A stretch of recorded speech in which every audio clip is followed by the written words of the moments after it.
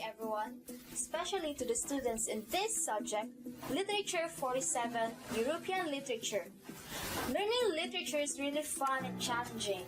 You can discover a lot of things, regardless if it is true or just made from a wild imagination of a human being. Also, it requires patience so that you can finish a thick pages of a piece. It is the attitude of some when laziness comes in to just read the first part. Unless you read a lot. The sense is, we do not only learn lessons from those works and apply it in our lives, but also earn knowledge and share it to others. The objective of this discussion is to share in the class the narrative poem entitled Divine Comedy by Dante Alighieri, so that the students will be able to place the three specific sections of the piece into a table of the similarities and the differences of hell, purgatory, and heaven. Second is to make students aware of the importance of being good and living in this temporary life in this world. This is to emphasize the benefits of salvation in heaven, the worst punishments in hell, and the agony in purgatory. Lastly, at the end of the discussion, students will learn about the three sections in the afterlife. This is to allow them to describe and provide answers on the questions about the possible images and scenarios in hell, purgatory, and heaven, using this literary piece as a reference. In Chapter 3, we will try our best to bring you closer to the world of Italian literature. I am Shaina Pepito. I am Lamoljan Ambino. I am Lilin Salen. I am Rodelio II Bananola. I am Alan S. Elevera. I am Rayo Ahmad, and we're tonight's facilitators.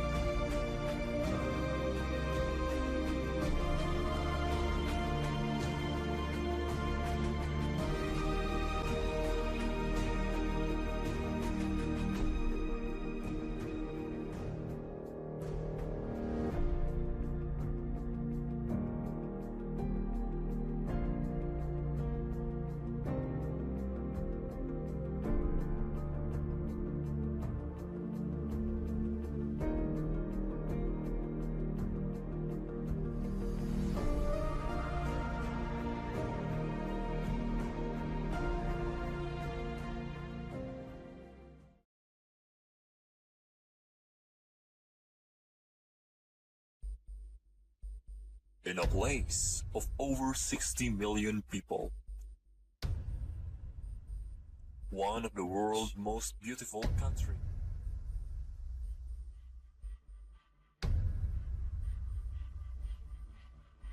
With the largest number of UNESCO's World Heritage.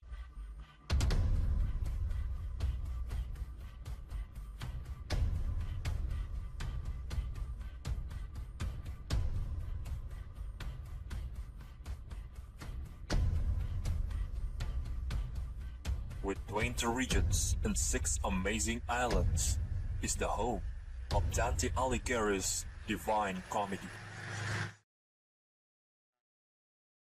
Religious and historical literature. The most important author of religious literature was Jacopo Passavanti, whose Specchio de Vera Penitenza is a collection of sermons preached in 1354. Less polished but of greater literary value are the translation of Latin legends concerning Saint Francis and his followers, collected in the anonymous Buretti de San Francesco. Dante Alighieri is a poet, writer, political thinker. He was a medieval Italian poet and philosopher whose poetic trilogy, The Divine Comedy,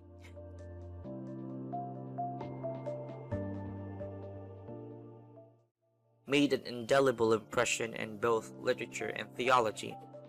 Dante Alighieri was born in 1265 as an Italian poet and moral philosopher, best known for the epic poem The Divine Comedy, which comprises sections representing the 3 tiers of the Christian's afterlife: purgatory, heaven, and hell. This poem, a great work of medieval literature and considered the greatest work of literature composed in Italian, is a philosophical Christian vision of mankind's eternal fate.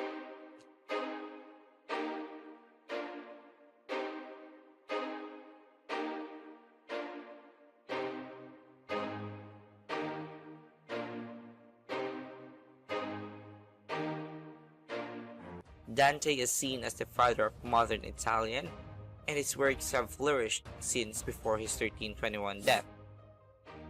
In the spring of 1312, Dante seems to have gone with the other exiles to meet up with the new emperor at Pisa, but again, his exact whereabouts during these periods are uncertain.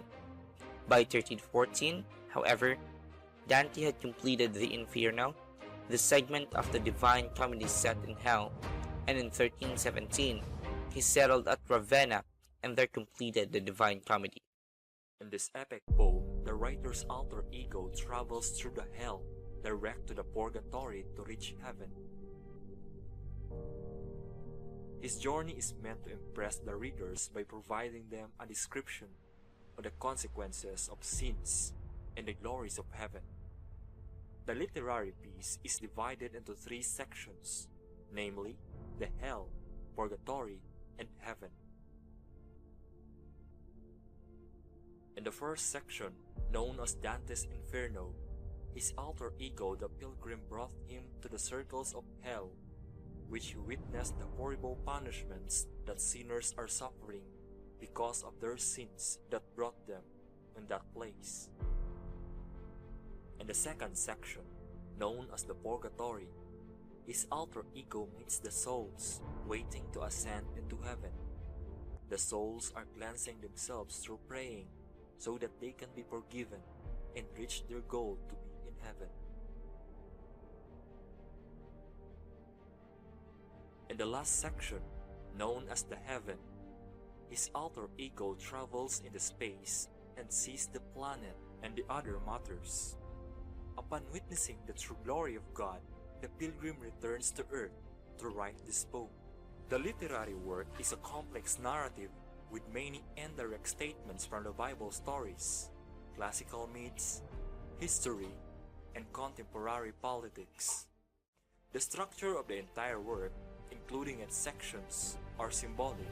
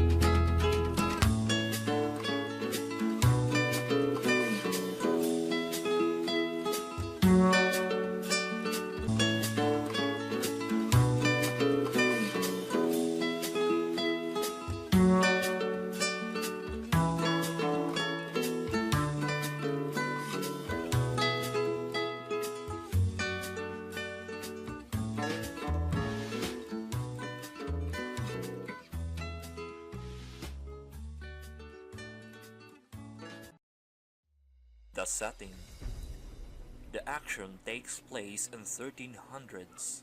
It begins in the forest of darkness on Good Friday, the day commemorating the crucifixion and death of Jesus Christ, and ends the following Thursday. When Dante starts his journey, he is 35 years old, exactly the biblical lifespan of 60 years and 10. From the forest of darkness, Dante proceeds through the hell and purgatory, then ascend into heaven. Inferno.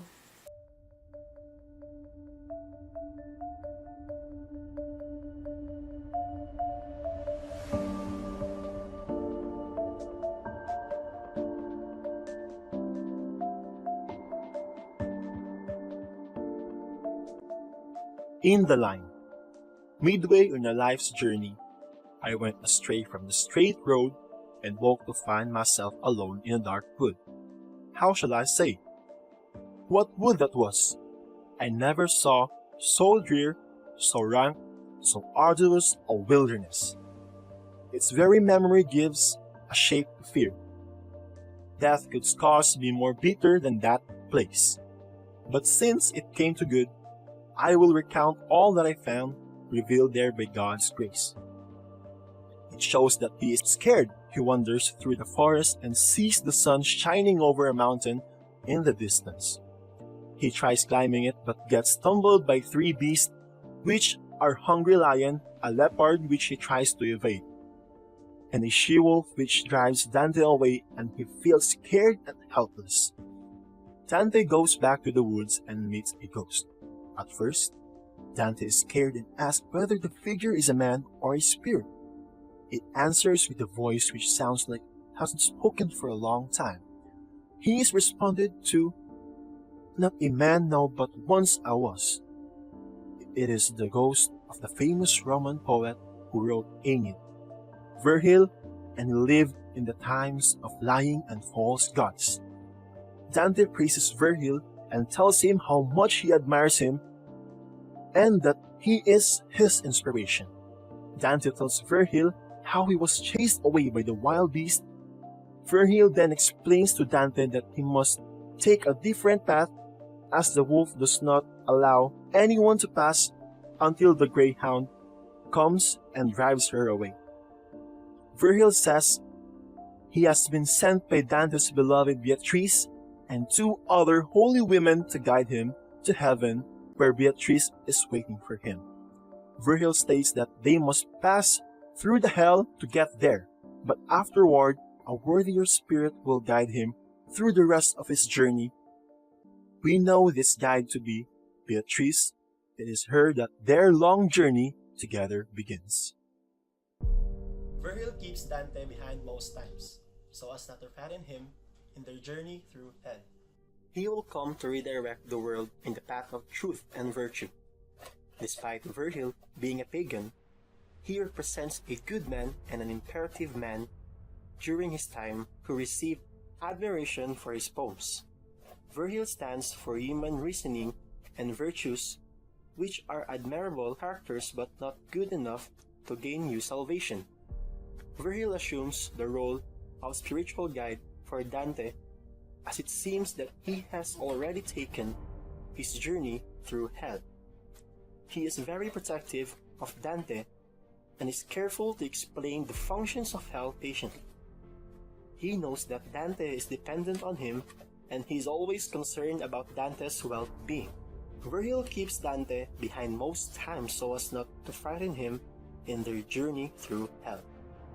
Despite Virgil being an upright person, he is still a pagan who worshipped false gods during the time of the Roman mythology.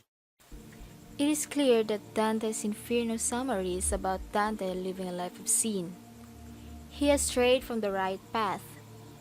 Dante represents the minority of the society, the politicians, the clergy, the lovers, the scholars, etc. These people are all assembled and punished. It begins when Dante is in his midlife at the age of 35 years. It is not clear if by getting lost in the forest, he is referring to the earthly or the spiritual place, but the forest represents Dante's separation from God.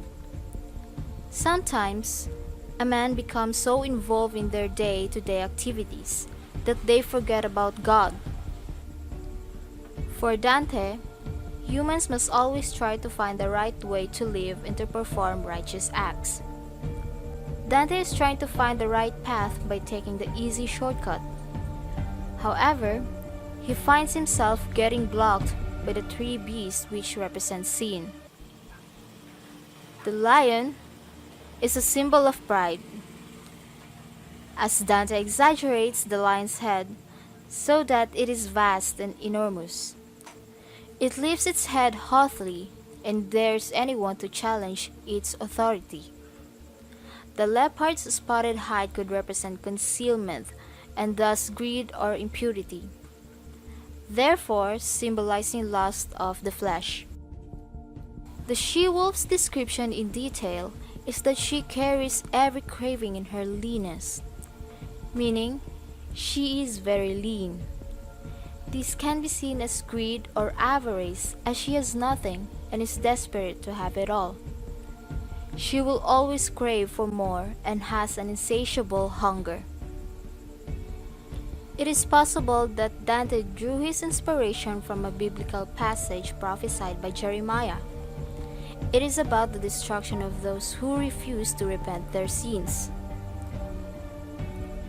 Therefore, a lion from the forest will slay them, a wolf from the desert will destroy them, a leopard will wait to watch near their cities, and anybody who ventures out will get torn to pieces, for their transgressions are great, and their backslidings many. Jeremiah chapter 5 verse 6. Assuming that the beasts are a representation of sin, there would be an expectation for them to describe as trying to tempt Dante as opposed to frightening him. Beatrice, however, tells Virgil that Dante is told in his pathway along that lonely hillside.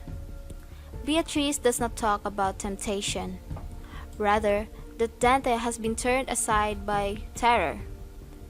These go to show that what blocks the shortest way to the mountain is not sin, but the fear of wickedness.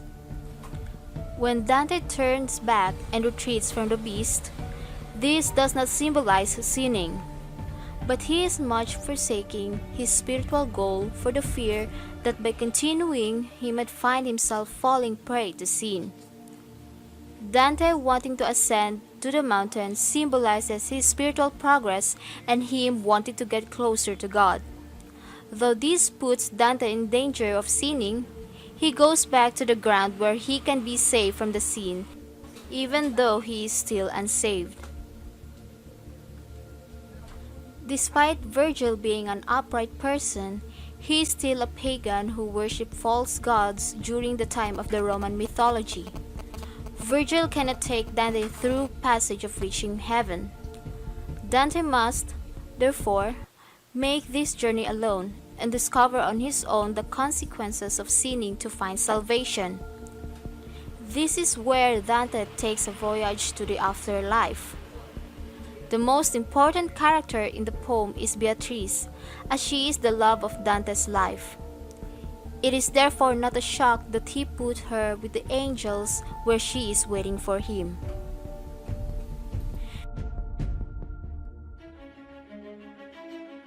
Purgatory is the second part of Dante's Divine Comedy. Purgatory is a mountain which consists of 7 level terraces rising above another, connected by stairways in the rock.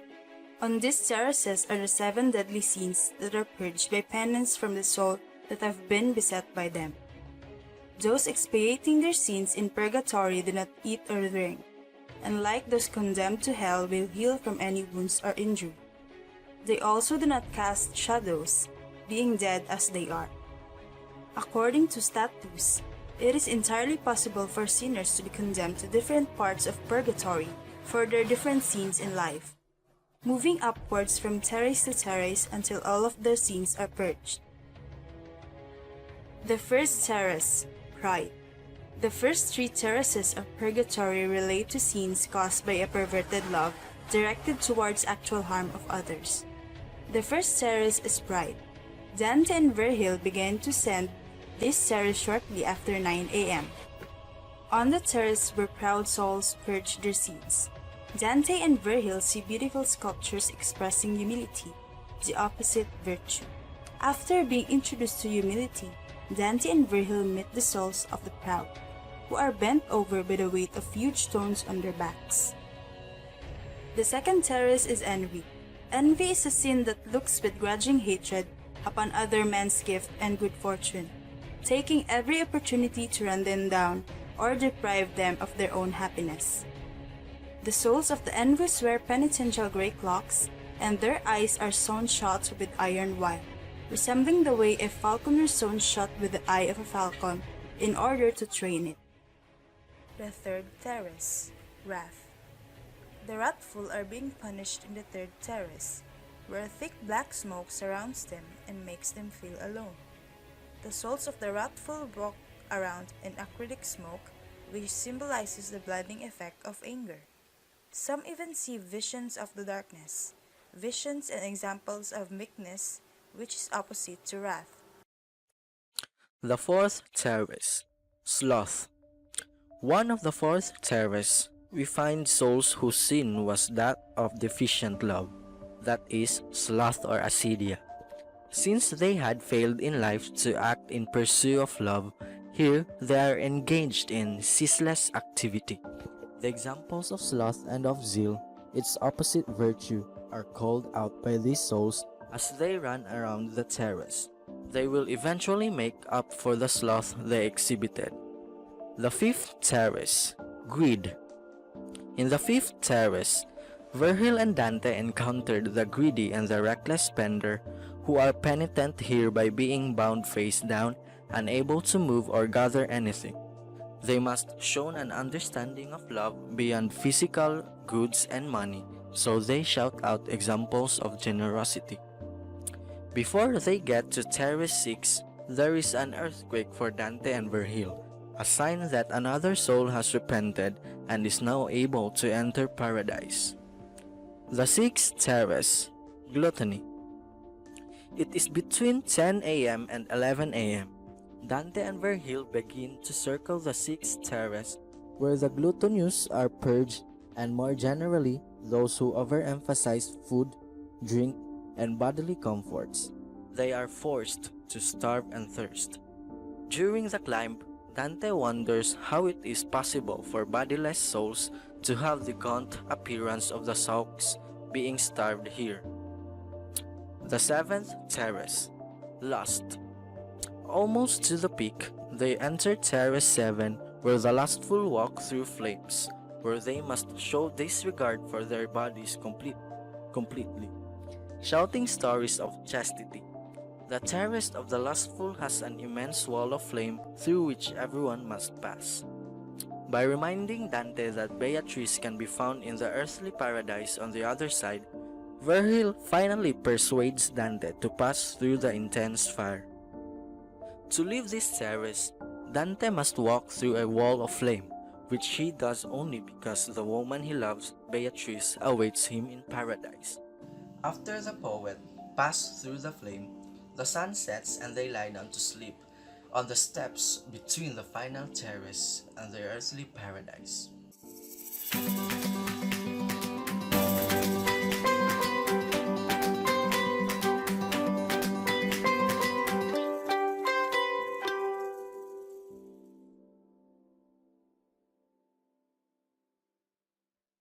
After the cleanse from his own Ptolemaic worldview, heaven is organized in spheres with the earth in the center. In it, the Italian poet describes his journey through heaven, the things he sees, and the people he encounters on the way to the so-called Empyrean, the true home of God, saints, angels, and the souls of the faithful. He is accompanied by Beatrice, identified as Dante's love of life, Beatrice Portinari, who guides him through the 9 spheres of heaven. First Spear, the Moon. When entering the realm of heaven, Dante and Beatrice enter the first sphere of heaven, or the moon. Here, they see the souls of those who failed to keep their vows, including the sisters of Dante's friend, Forese Donate, Picarda Donate, and Queen Constance of Sicily, both of whom were forced from their convents. Beatrice explains to Dante why their souls were punished by being allocated to the lowest heaven from something that wasn't their fault, adding that all their souls actually live in the Empyrean. She also explains to him the reasons for the dark marks of the moon. Second Spear, Mercury. In the second sphere of heaven, or Mercury, Dante and his guide Beatrice meet the souls of those who were just and righteous during their earthly lives but were primarily driven by ambition. The poet speaks to the Byzantine Emperor Justinian, who tells him the history of the Roman Empire, speaking among other things about Julius Caesar, Augustus, Jesus' crucifixion, and the destruction of Jerusalem. Before moving forward, Dante and Beatrice discuss the original sin in the redemption as well as the controversial idea of responsibility of the Jews for Jesus' death. Third Spear, Venus. The third sphere of heaven, or Venus, is home to the souls of lovers who earn their place in heaven with their love for God and humanity. Here, Dante meets young Prince Charles Martel of Anjou, who speaks about the influence of factors and other heredity on an individual's character and qualities. The Italian poet also meets the souls of Cunizza, the Romano whose brother he encountered in the seventh circle of hell, and troubadour Folquet de Marcelha, who later became the Bishop of Toulouse. Fourth Spear, the Heaven. When reaching the fourth sphere of heaven, or the sun, Dante and Beatrice are surrounded by a crown consisting of Saint Thomas Aquinas and 11 other souls of wise men who also include Boethius, King Solomon, Peter Lombard, and the Venerable Bede, to mention some of the most famous ones. Then, a second crown of 12 wise men appears with Saint Bonaventure as their main spokesperson. Similarly, a Saint Thomas who tells Dante the story of life and work of Saint Francis, Saint Bonaventure presents the story of Saint Dominic. The fifth sphere of heaven, or Mars, is home to holy warriors whose souls are forming the shape of a cross. Here, Dante is approached by the soul of his great-great-grandfather Cacciaguida, who was killed during the Second Crusade. He speaks about Florence's glorious past and criticizes its later decline. Also, he predicts Dante's exile from the city-state. Holy warriors who appear in this sphere of Dante's Paradiso also include Joshua, Roland, Charlemagne, Judas Maccabeus, Robert Guiscard, and others. The sixth sphere of heaven, or Jupiter, is inhabited by the souls of just rulers. They spell out the Latin phrase Deliciti justitiam que indueques terram. In English, cherish justice, you who judge the earth, and then form a giant eagle that speaks to Dante about divine justice and inscrutability. Rulers who are identified to form the eagle include the biblical kings David and Hezekiah, Constantine, Trajan, William II of Sicily, and Rufus, a Trojan hero and pagan who was saved by God for his righteousness. In the seventh sphere of heaven, or Saturn, Dante encounters the spirits of people who dedicated their lives to prayer, climbing up and down a golden ladder. In this sphere, the poet speaks to Saint Peter Damian, who points out to the corruption of the church, but he also meets Saint Benedict, who is infuriated with the church moral decline as well. Saint Benedictine also tells Dante that the golden ladder is reaching up to the very Empyrean and explains the latter's nature. Dante identifies 10 spheres that he relates to the so-called four pagan virtues of fortitude, justice, temperance, and prudence in varying degrees. Dante and Beatrice enter the 8th sphere of heaven, or fixed stars in the constellation of Gemini. Here, the poet and his guide see the Virgin Mary and other biblical saints, including the apostles of Peter, John, and James, who test Dante on faith, love, and hope. Then Dante sees Adam, who tells him how old he is, how long he lived in Eden, why God got angry at him, and what was his original language before moving forward. Dante and Beatrice also witness Peter's anger with the papacy and in particular Pope Boniface VIII.